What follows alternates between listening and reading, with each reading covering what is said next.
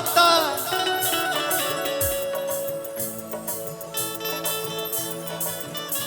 आगे बढ़ो डेली राउर आना जाना लागल रहता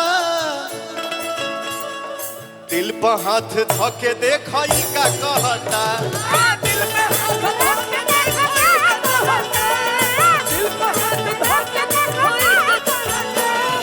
डेली राउर आना जाना लागल रहता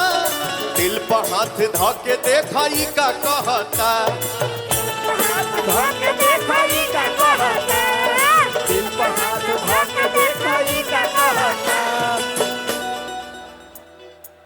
कहाँ थे रात भर सब मुझे है खबर कहाँ थे रात भर सब मुझे है खबर कौन है जो ये जादू चला रही है तुमसा कोई प्यारा कोई मासूम नहीं है तुम जान हो मेरी तुझे मालूम नहीं है तुमसा कोई प्यारा कोई मासूम नहीं है तुम जान हो मेरी तुझे मालूम नहीं है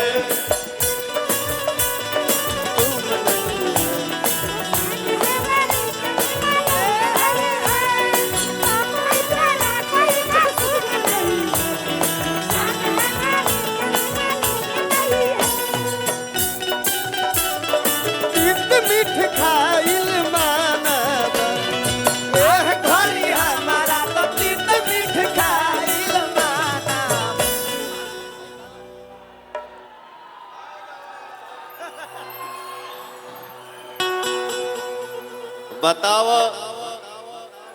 हम मना करनी है ये मत छीटा है करा के आखिर छिटिए दिला पूरा पूरा मंच पे भर दिए ना भैया हमको आपको हमसे कोई दुश्मनी तो नहीं है भैया हमके डर हो गए मर्दे मत फेंका ये सब अभी कुछ देर पहले आग निकला ना ना खाली धुआं फेंका हुआ है ठीक बात ठीक है यहां देखिए पत्नी अपने पति पे शक कर रही है कैसे कर रही है और एगो मेहरारू अपना पति से तनी तंगे होके कभी कभी हमारे म्यूजिशियन भाई लोग कुछ छेड़ देते हैं तो याद आ जाता है पुरान गाना तो मेहरारू अपना मर्द से कह लिया एह घड़ी हमारा ततीत मीठ खाइल मानवा एह घड़ी हमारा ततीत मीठ खाइल मानवा एह घड़ी हमारा ततीत मीठ खाइल मानवा राउर घरवा में आइल मानवा राउर घरवा में आइल मानवा राउर घरवा में आइल मानवा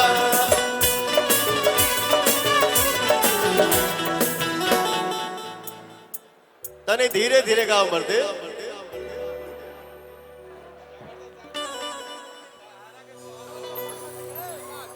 यहाँ का शक कुछ और है सोचता नीचे तना नादान नइखी हो धोखा नइखी करत जानू मम्मी कसम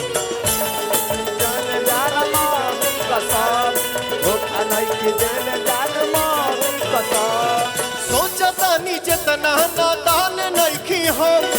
धोखा नइखी करत जानू मम्मी कसम धोखा नहीं की जान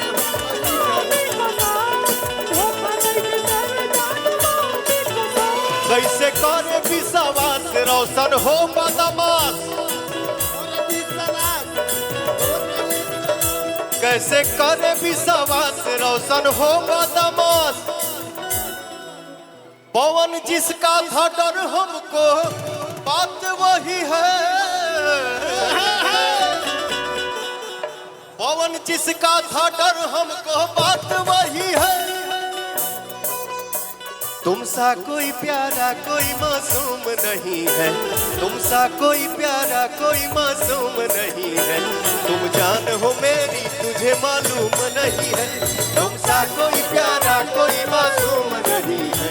तुम जान हो मेरी तुझे मालूम नहीं है, तुम सा कोई प्यारा कोई मासूम नहीं है, तुम जान हो मेरी तुझे मालूम नहीं है, तुम सा कोई प्यारा कोई मासूम नहीं है, तुम जान हो मेरी